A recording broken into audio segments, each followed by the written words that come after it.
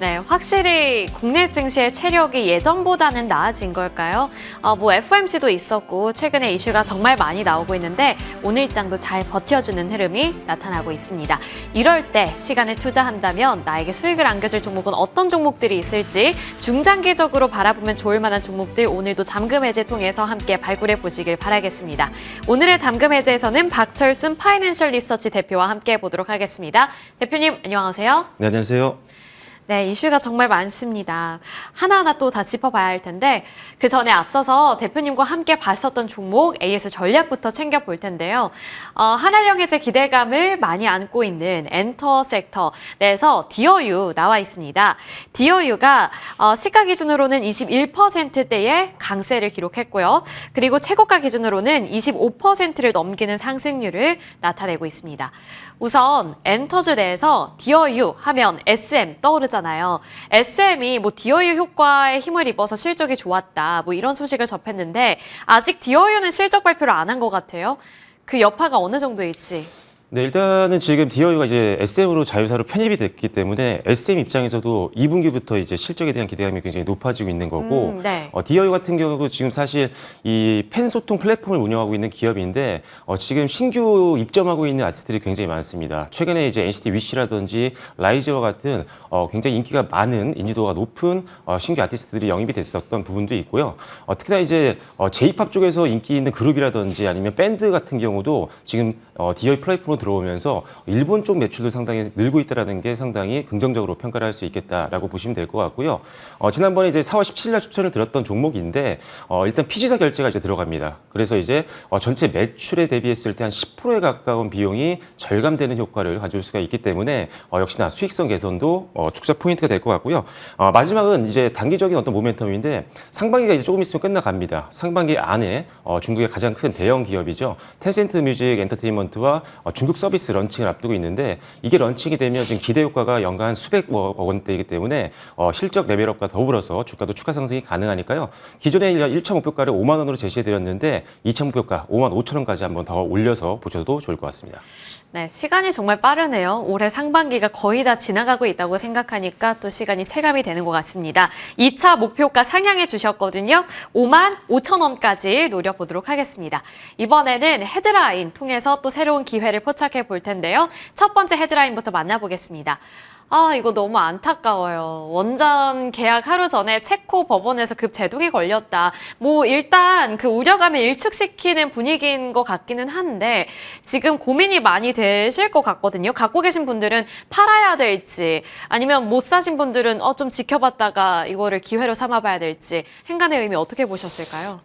저는 일단은 이 부분에 대해서는 사실 긍정적으로 평가를 하고 있습니다. 일단 기본적으로 지금 원전 수주를 7일날 일단 최종 계약서를 쓰기로 했었잖아요. 네. 우리나라 한수원과. 근데 그래서 지금 우리나라 대표 이제 사절단이 전부 다 지금 체코에 가 있는 상황인데 갑자기 법원에서 이제 프랑스의 어떤 이의 제기에 또 이거를 받아들이는 바람에 어쩔 수 없이 지금 계약 체결을 못했습니다. 하지만 지금 이 체코 정부 쪽에서는 우리나라에게 어떻게 보면 사과의 언급을 좀 했었고 추가적으로 사전 승인을 이제 허락을 했습니다. 그 말은 뭐냐면 이번 이슈가 끝나면 바로 이제 계약을 진행할 수 있도록 지연을 최대한 막기 위해서인데 이게 조금만 지연이 돼도 사실 이게 비용이 어마어마하게 늘기 때문에 지금 체코 입장에서도 국익을 생각하면 사실 이거 미루면 안 되는 거거든요. 이미 공정하고 공평하게 지금 이미 비딩을 해서 일단 우리나라가 선택이 된 거기 때문에 이거 뒤집어 엎기는 사실상 어렵습니다. 근데 이제 이 프랑스 같은 경우가 예전에 바라카 원전 수주 때도 저희한테 밀렸거든요. 계속 발목을 네, 붙잡았나요? 그래서 억하심정이 있을 수 있습니다. 그래서 지금 못 먹는 건 지금 찔러보는 이런 느낌이라고 생각하시면 될 것 같아요. 근데 항상 이 원전 수주 때는 이런 일이 빈번합니다. 결국은 이제 체코 정부의 입장이 굉장히 중요하기 때문에 승인이 된다라고 한다면 지금 단기적인 노이즈가 끝나고 나서 본격적으로 다시 한번 회복세와 더불어서 추가 상승도 나올 수 있으니까요. 못 사셨던 분들은 오히려 저가 매수의 기회로 이용하시면 좋겠다. 이렇게 말씀을 드리겠습니다. 네, 알겠습니다. 정말 이렇게 기구한 인생이 있을까 싶을 정도로 원전주들의 행보를 보면 참 뭔가 마음이 그렇습니다. 그래도 전체적으로 긍정적인 시각 봐주셨고요. 체코 정부의 입장도 나름대로 긍정적이라는 점 기억해 보면서 투자 포인트 잡아보도록 하겠습니다. 자, 그러면 그 안에서 어떤 종목을 잡아봐야 될지 그게 가장 중요하잖아요. 종목도 알아보겠습니다. 한전 KPS 나와 있는데 제가 한전 KPS를 좀 찾아보니까 이렇게 원전 노이즈가 있을 때 모아가봐라 이런 코멘트도 있더라고요. 네. 그래서 투자 포인트가 더욱더 궁금해집니다. 두 가지 나와 있는데 먼저 국내 1위 이것부터 볼까요? 네, 일단은 한전 KPS는 우리나라에서 대표적인 발전 설비 쪽에서 정비 사업을 하고 있는 기업이라고 보시면 될 것 같은데 그러다 보니까 우리가 알고 있는 원자력도 하고 있고요. 그다음에 송변전 쪽도 하고 있고 화력 발전도 하고 있다라고 보시면 됩니다. 기본적으로 일단 가장 기대가 되는 부분들은 이 회사가 대부분의 이 사업 영역에서 시장 점유율 1위라는 건데 국내 쪽 기준으로 봤을 때는 사실 송변전 사업 분야 정비 물량 부분에서는 시장 100% 시장 점유율을 가지고 있는 독보적인 기업이라고 보시면 될 것 같고요. 원자력 쪽에서는 한 70% 정도, 그다음에 화력발전소 쪽에서는 40% 정도의 시장 점유율을 가지고 있기 때문에 이런 발전 사업이 지금 성장하고 있는 이 시점에는 가장 큰 또 낙수 효과를 볼 수 있는 기업이라고 보시면 될 것 같습니다.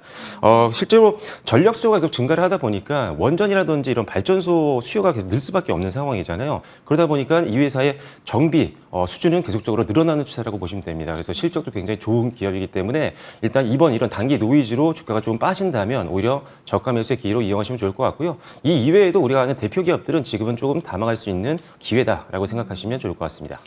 네, 그렇군요. 일단 원전이 아니더라도 전력에 대한 수요가 증가할 경우에 이쪽도 수혜가 예상이 된다라는 관점에서 체크해 봤습니다.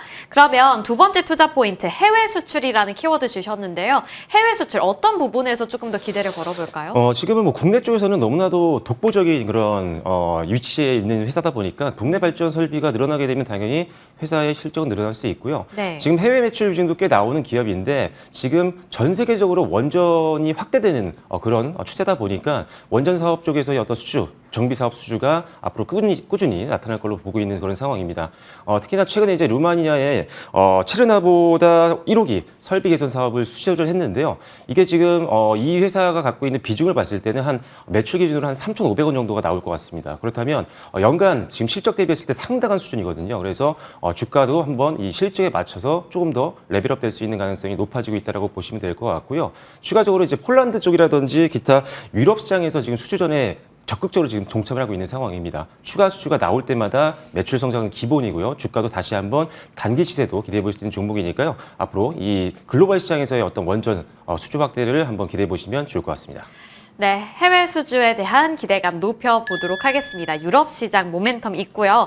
그러면 가격 밴드 설정을 해볼 텐데요. 오늘 장에서 조금씩 낙폭을 키워가려는 듯한 시도가 나타납니다. 가격 밴드 어떻게 설정해 볼까요? 언제쯤 매수하는 게 제일 좋아요?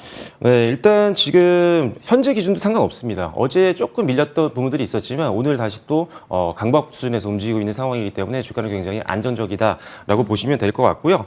그다음에 지금 외국인들 매수세도 상당히 좋습니다. 그래서 기본적으로는 실적을 감안했을 때 그다음에 수급들을 봤을 때는 지금 던지는 분위기는 아니니까요. 무조건 지금 분할 매수를 한번 접근해 고려보시면 좋겠다라고 말씀을 드리겠고요.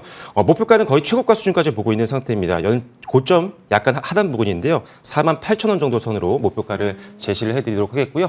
손절 라인은 39,000원으로 제시를 해드리도록 하겠습니다. 네, 제일 중요한 포인트 지금 던지는 분위기가 아니다라고 말씀해 주셨으니까요. 가격 밴드 라인 설정해드린 거 잘 참고해 주시길 바라겠습니다. 이번에는 두 번째 헤드라인 통해서 두 번째 기회도 포착해 보겠습니다.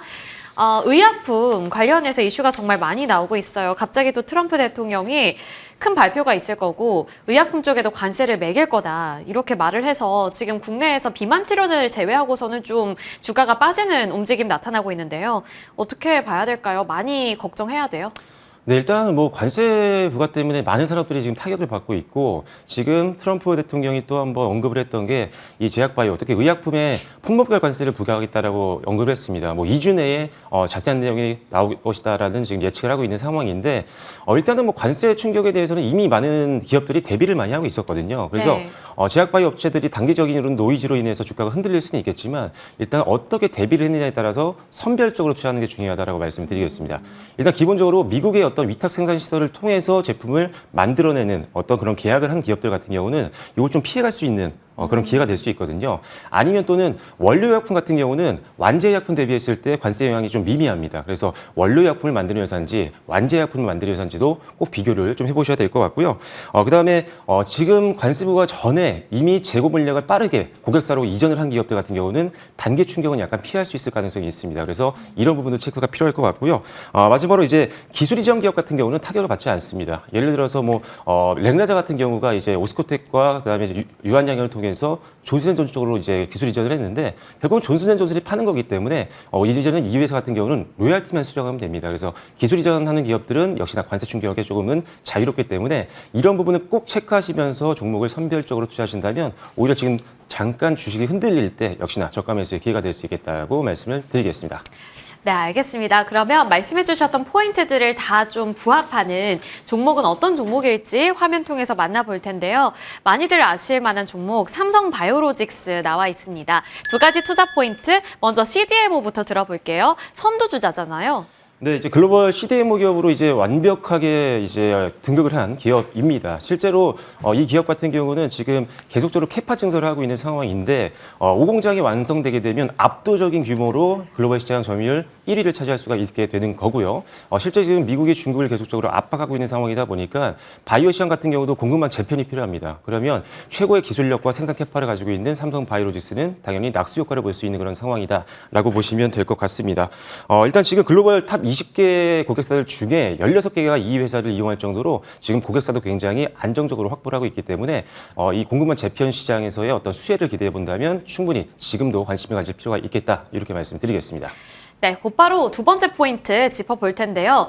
관세 우려감입니다. 지금 다른 피어 기업들은 미국에 공장 만들겠다 이러고 있는데 네. 삼성바이오로직스는 아직 그러진 않는 것 같아요. 네.